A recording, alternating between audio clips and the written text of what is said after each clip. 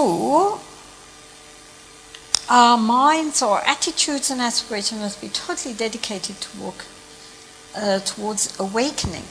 I mean, it's, of course these texts are all intended, for monks and hermits. But nonetheless, I don't think that we should lessen. I don't think we need to dilute the Dharma. Because even though traditionally there's a lot of talk about, how many, practices you do, how many, hours, days, weeks, months of strict retreat you do, at the end of the day, the question is, are we inwardly transforming? And many people who do weeks and months of meditation, they come out and the whole thing collapses. So it doesn't necessarily mean that that is going to be of genuine benefit. The benefit comes from recognizing that everything we do and everyone we meet is either we are open and aware or we are not. And wherever we are, whether we're in retreat or whether we're in the marketplace, in the middle of a mall, doesn't matter. The question is our mind. What is the mind doing in this moment? How aware are we? So I don't think we have to dilute the genuine Dharma. Yes, we cannot do the millions and millions of mantra recitations and, all the complicated practices which in Tibet they had infinite amount of time to do. And that suited that environment and that culture. We're in a different environment and a different culture. But the Dharma itself is still totally relevant because it has to do with how to work skillfully with the mind. And again, I must emphasize when we say mind, it doesn't just mean the brain.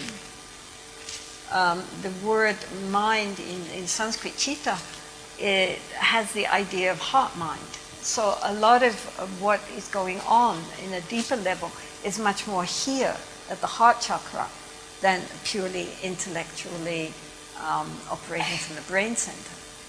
I mean, a much deeper level of our awareness happens in a very different location from the brain. The brain is the machine, but it's not the energy driving the machine. So anyway, so this first part is about understanding that we need to put the Dharma at the center of our lives. And not just, on high days and holidays, but on all the time, every time, as much as possible, to bring us into mindfulness and awareness, but with an open, kind heart, recognizing that all beings want to be happy, and that, just as I would rather people are nice to me than not nice, everybody would rather people were nice than not nice. And so, to each being is very precious to themselves, so therefore we should try to be as kind as possible to all beings. So to keep the mind open and at the same time present, that alone is an incredibly profound Dharma practice. And if we can try to do that, then that is taking the mind towards the Dharma. So then the second says, Chulam Sudrowa Chinchiluktasul. So that is translated as, do we have that? Grant your blessings that Dharma may go along the path, or make your Dharma practice become the path, or that Dharma leads to the path. Right. So actually in the Tibetan it says chur. Chur is Dharma. Lam Tudrowa means go on the path. Right? Chinchilaptaso means please bless me that. So, first you're asking that your mind should go towards the Dharma, then making sure that the Dharma itself is on the path. Because, again, we can do Dharma practices, as I'm saying, we can do, so many outwardly doing so many Dharma practices, like doing circumambulations and prostrations and pilgrimage and 10 million mantras and going to visit all the big lamas or all the great teachers. But it might not actually, so that Dharma itself might not be going on the path. It might not actually be improving us. That's what it means. Just because we do outwardly, look, I've done all the pilgrimages, I've done 20 mudras, I've done this, I've done that, I've done the other. Then? So we have to be very careful that our Dharma practice is actually moving us on the path. And that there actually is working for us. That there actually is some inner transformation going on. Because otherwise it's very easy to get caught up in all these outer manifestations and looks like very good. Wow, fantastic. How many retreats we've done, how many this, how many that. But maybe inside, nothing really is changing. We're just getting, more and more credits, but it's not moving anything. So therefore, it's very important that not only our mind goes towards the Dharma, but the Dharma itself goes on the path. That the Dharma itself really is leading somewhere. All our practice. Is it getting us anywhere? So the traditional way of dealing with this is, first of all, dealing with our motivation. Why are we practicing? Well, most people would say they're practicing in order to make themselves feel better. I mean, to be honest. In the Tibetan tradition, they have 3 spheres of motivation for Dharma, for spiritual practice in general. And the first is, as I say, in order that we can make ourselves, this life, feel, of benefit for this life. We do virtuous things because we hope it's going to make us good karma. And we practice mindfulness or do retreats because we hope it's going to get our mind a little bit in better, conditions, so we'll feel better and life will be easier. And in general, our aim is to make this life just happier to live with. And so that is considered to be, none of these motivations are bad. But each one of them has a larger and larger scope. So the first motivation is basically so that I'll feel better. My mind's a bit of a mess and I can see that, the main problem is me. So I'm going to do something with my mind to make it so that I can then feel, life will feel better for me. And so also people who are practicing, not just in Buddhism, but in any spiritual Dharma, in order to, gain merit points for this life and maybe next life go to heaven and, have a bit of a rest. All of that is based on trying to make samsara more comfortable. And so for many people, their aim is basically to make samsara comfortable. But unfortunately, samsara by its very nature is uncomfortable. Samsara by its very nature is unsatisfactory. It's dukkha. So we can have patches when it goes okay. The Buddha never said life is suffering. he said that the unrealized life is suffering.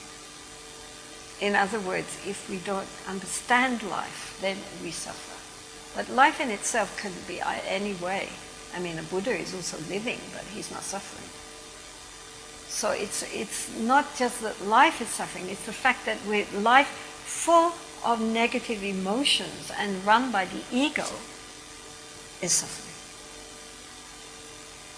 So that as long as we haven't understood how things really are, we are going to suffer. I mean, it doesn't mean that you're suffering the whole time. Suffering, it can be very, very subtle. But because of impermanence and death, it's never, ever anything is going to be entirely satisfactory. It just isn't. That's just the way things are. So, the desire to practice a spiritual path in order to make our life right now more comfortable, and for the future life, if there is one, then to also make that more comfortable, is the first sphere of aspiration, why people practice. They hope they're going to make lots and lots of good karma so that in this lifetime, or at least the next lifetime, things will get better. But because samsara, by its very nature, is unsatisfactory and indeterminate and impermanent, it doesn't really work. So then the next level of aspiration is, in this lifetime, okay, I came back as a human being and I'm in pretty good circumstances. I live in a nice country and, I went to school and my parents were okay. And, yeah, life is okay, but, what? But next lifetime, who knows? Next lifetime, who knows where we're going to be? If we're even going to be humans, who knows where we're going to be? It's very, very insecure. And even now, at the moment, okay, I'm all right, I have enough to eat, I have somewhere to live, I'm fairly healthy. Tomorrow, who knows? We don't know what's going to happen. People get sick. We all get old if we don't die beforehand. And then we die. And we don't know. So, therefore, the next level of aspiration is, get me out. Please understand, in Buddhism, traditionally, the samsara in Tibetan is called korwa, which means a circle. And many of you have seen these photos of the wheel of life. And the idea is that we're endlessly going around getting reborn, redying, reborn, redying, endlessly. Up, down, this way, that way. And it's a cycle. It just keeps going. There's no beginning, no end. Unless we ourselves break the wheel. Now what's keeping the cycle going? Just a minute. I just want to make sure that this is what we're supposed to be talking about right now. Yeah. But anyway, I'll mention. And next one deals with this in more detail. What is keeping it going is our ego. The belief that there is someone who is creating the karma and receiving the fruits of their karma. I have this equipment on, so I can't do it. I'll do it with this. Okay. So consider a mala. If you've got a bigger mala, you're doing better. Okay, so each one of these beads is a karma, an action. The Buddha said that karma is intention. So all intended actions of body, speech, and mind create seeds in our subconscious, our alive jnana, which eventually will come up when the causes and conditions are ready. So each one is, this is a seed, right? So then there's one, and then it pulls the next one, which pulls the next one, which pulls the next one, which pulls the next one, endlessly. And because it's round, it just keeps going round and round and round and round and round, round, round. There's no end. There's no beginning and no end to a mala. So, what is keeping all these beads connected so that this bead will then lead to this bead, will lead to that bead, is the string. Cut the string, that's it. You pull this bead, but none of the other beads will follow. So the string connecting our karmas is the belief in an actor. As long as we believe, I did this, we will receive the results this lifetime or future lifetime. Cut the string, that's it. So therefore, in all Buddha teachings, in all the schools, the aim is to recognize our false identification with the self. We'll deal with this more in the next one. But so therefore what are the so-called Shravakayana schools are dealing with getting beyond samsara, and the way to go beyond samsara is to realize selflessness. As I say, we'll deal with this more later. But selflessness, therefore, breaks the wheel. And samsara transforms naturally into nirvana. Samsara and nirvana are not places, they're states of mind. An unawakened state of mind projects samsara. An awakened state of mind realizes nirvana. But then comes the thought, yes, but if I go beyond samsara and realize nirvana and do not need to be reborn again, nonetheless, what about everyone else? The traditional example is of a burning house. That if your house is on fire and all your family are in the house and your pet, could you just leave that house and say, well, so sorry you're burning, at least I'm out? No. You would do everything you could to also bring out all your parents and your children and your partners and your dog or your cat and Bajrigar. You couldn't just walk away. Another example is if one is in a swamp, a very thick, deep swamp, and one's drowning in this swamp, and then through making great efforts, one gets onto dry land. Then, again, could one just turn around and see all one's families and friends and all the beings drowning, and then just say, well, sorry folks, you're drowning, but I got out, look, I'm on dry ground, so if you make lots of effort, you also could get on dry ground, just keep going, bye. Couldn't be. The fact that one is on dry ground would be reason for holding out a hand or a rope to pull all the others out of the swamp. So that sense of our responsibility towards others and our interconnection with all others gave rise to what is called the Mahayana school. And that is what is called bodhicitta, which means bodhi means awakening or enlightenment, citta means mind, heart. The aspiration for enlightenment, not just for the sake of one's own benefits, but in order to then be in a position to bring out all other beings to safety. It's like if you're going to, you plan to be a doctor. Well, very few people go through medical school and years of studies just in order that if they themselves get sick, they'll be able to diagnose themselves.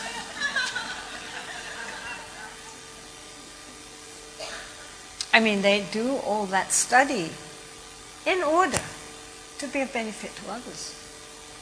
They use their knowledge in order that they can then be effectively helpful towards others. Because if we ourselves are medically untrained, even with the best motivations, we just won't know how to help others. And if we try, then we are likely to misdiagnose and give them all the wrong medicines and create more problems because we ourselves are based in ignorance. So therefore we need to acquire the skills needed in order to genuinely be able to benefit others. So this aspiration to do our practice in order that in time we could be of benefit for others is called bodhicitta. The vow is to attain enlightenment for the sake of all beings. And so this is actually a huge vow because it doesn't just mean now, it means endlessly, for as long as samsara exists. So long will I be here for the sake of benefiting all beings. So in that way, one has renounced just settling into nirvana, whatever that may be, in order to come back again and again and again, in order to acquire more and more wisdom, and with it the ability to benefit more and more beings. So this is a way to make the Dharma go on the path. That our aspiration, right from the start, our GPS, is set. Enlightenment for the sake of all beings. Then what happens along the path? We can know that nonetheless we're heading towards enlightenment because the GPS is set there. So even though we might do a few detours, eventually everything that we are doing is intended for the sake of not only our own awakening, but our own awakening in order to wake up others. That's the whole point. That's our responsibility. So when we practice also, for example, in the Tibetan tradition, they have these preliminary practices, and the first one is 100,000 full-length prostrations. And you visualize what is called a refuge tree. It's very complicated, of course, because it's Tibetan.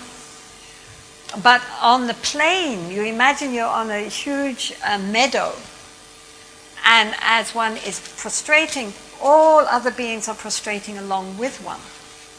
And that doesn't just mean human beings, but also animals, insects, fish, birds, gods, spirits, everything. Everybody is prostrating. And so, you know, you can, if you get bored with prostrating, you can visualize, you know, like centipedes trying to decide which legs to put together as they go down. And fish going flop, flop, flop, flop.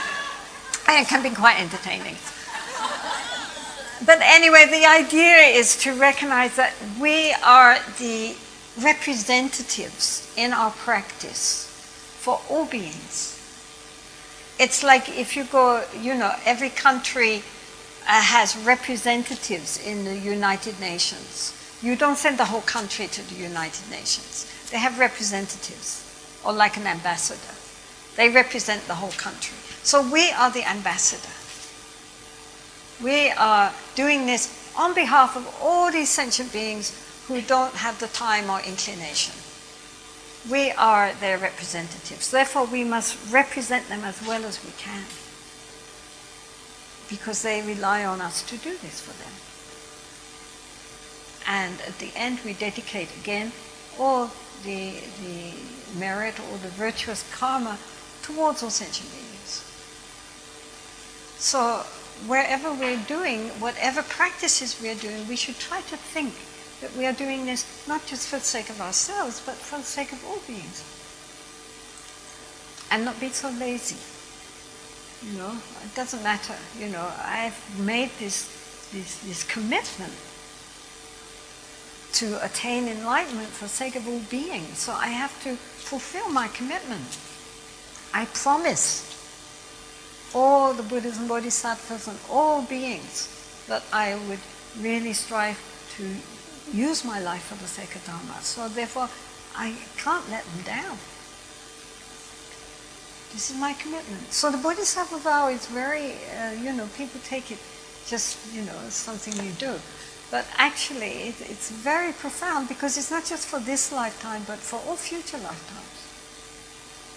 And this is why those of you who are practicing in this path and have taken the Bodhisattva vow, to do it again and again as much as often as possible. Not only every day to recite it, but if, good teachers come, to take it again and again in order to plant very deep seeds in our mind stream. So next lifetime, again, we come back into circumstances where we can quickly meet with the Dharma again and not waste time. So all these things need to be repeated again and again and again and again until it becomes just natural for us. How are we doing here? Okay, so along with that, so now we have to think, okay, we have to bring our mind, now we are bringing the Dharma onto the path. So the Dharma isn't something out there, it's not something in the books. The Dharma is our mind, the state of our mind. So we need to get to work on our mind. It's not enough just to outwardly manifest Dharma activity. The important thing is to transform our heart.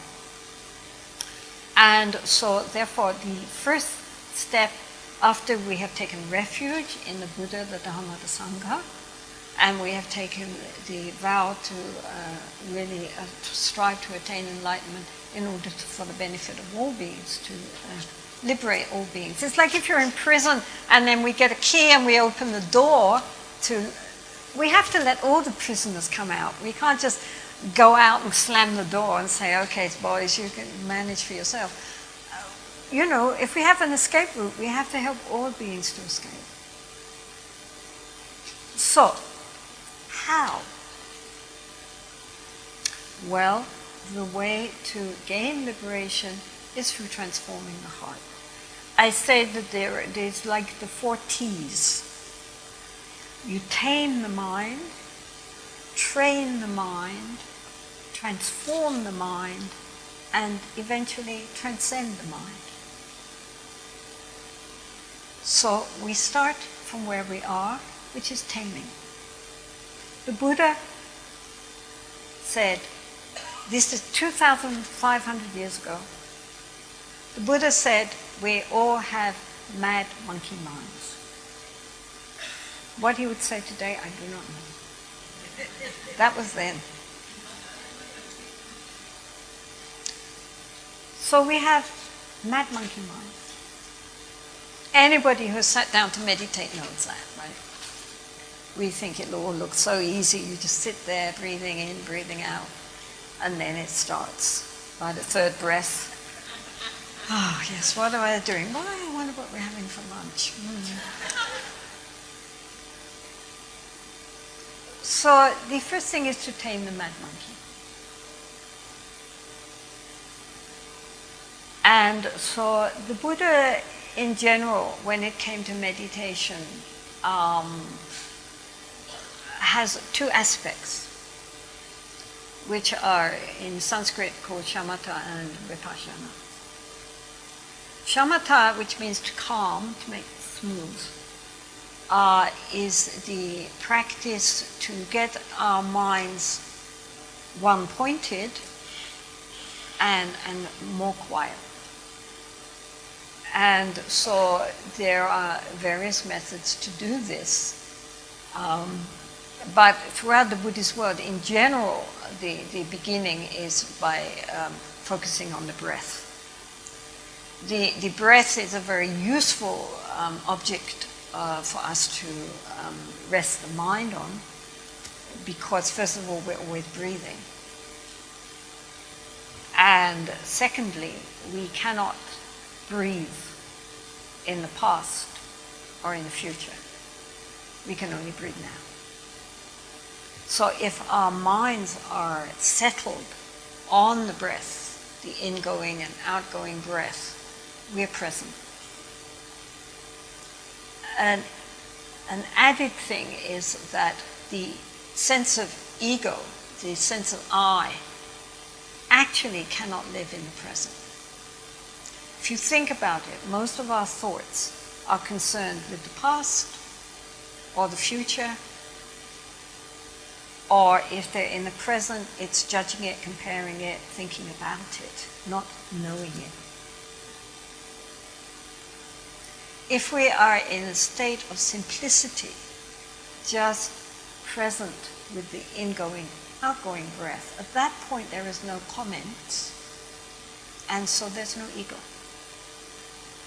So this is a very profound way, even though it's very simple, to bring the mind into the present moment, which is actually all we have.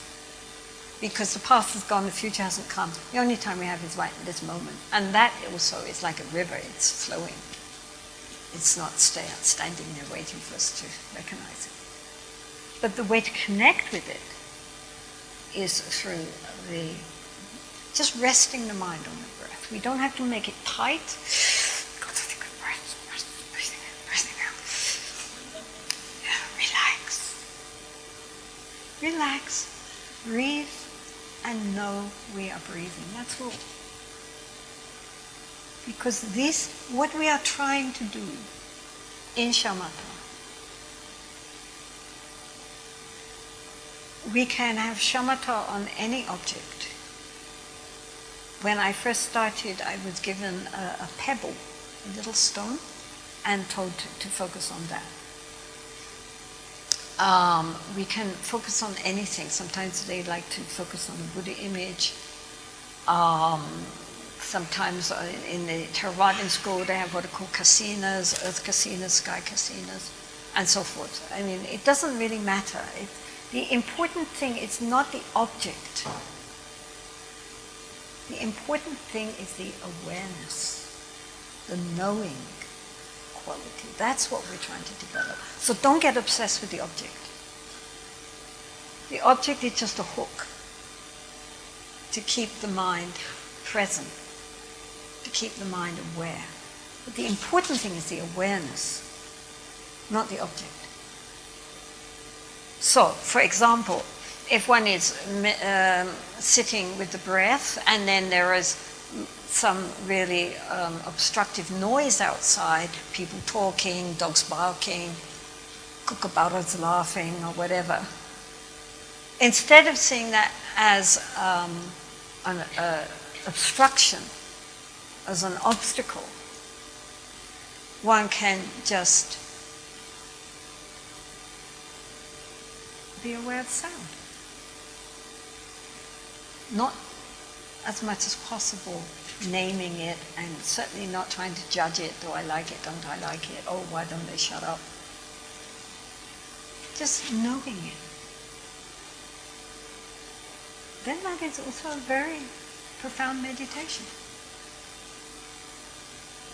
Not good, not bad, just what it is. And again, it's the awareness. The awareness is what we're trying to do. This mindfulness, this is what we're trying to cultivate. The knowing quality, without comment or judgment. Just bare awareness. Bare, naked. Naked because we're not dressing it up in all our ideas and concepts and judgments and comparisons. And, every time we see something, we immediately compare it and judge it and so forth. No. Just knowing it as it is, without all our mental comment. And meantime, the mind is going blah, blah, blah, blah, blah, blah, blah, blah. No problem. We are not trying to stop thought. Thought is not the problem. We will deal with that again next time. Thought is not the problem. It's our identification with the thought is the problem. So as our awareness becomes clearer, then we can, and we have that sense of awareness as a level, a more subtle level of our consciousness than the surface consciousness of our mental chatter. As we begin to feel that sense of just presence, then we can turn it back onto the mind itself. And the fact that we can do that, that consciousness can watch mind, the mental chatter, shows that it's not the same level, it's a different level. And so this again is why it's so important not to get obsessed with the object. The Buddha taught 4 objects of mindfulness. First of all, the body,